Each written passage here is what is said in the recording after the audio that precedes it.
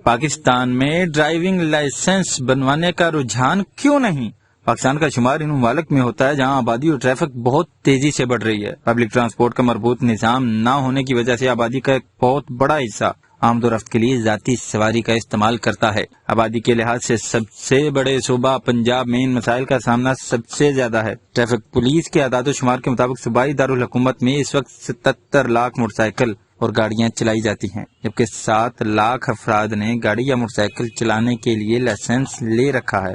دوسرے لفظوں میں 90% ڈرائیور بغیر لائسنس کے ہی سڑکوں پر موجود ہوتے ہیں۔ حال ہی میں صوبے کی ہائی کورٹ نے بغیر ڈرائیونگ لائسنس کے گاڑی چلانے پر کم از کم 2000 روپے جرمانہ کرنے کے احکامات دیے ہیں۔ اس سے پہلے قانونی طور پر گاڑیوں کے مربوط یہ جرمانہ 500 روپے جبکہ موٹر سائیکلوں کے لیے 200 روپے تھا۔ چیف ٹریفک آفیسر کا کہنا تھا کہ اس کی بہت ساری وجوہات ہیں، جن میں سے ایک قانون پر عمل کرنا ہماری عادات میں شامل ہی نہیں، اور یہ صرف لاہور کی بات نہیں، جو اعداد و شمار ہمارے پاس ہیں پشاور سے کراچی تک یہی صورتحال ہے۔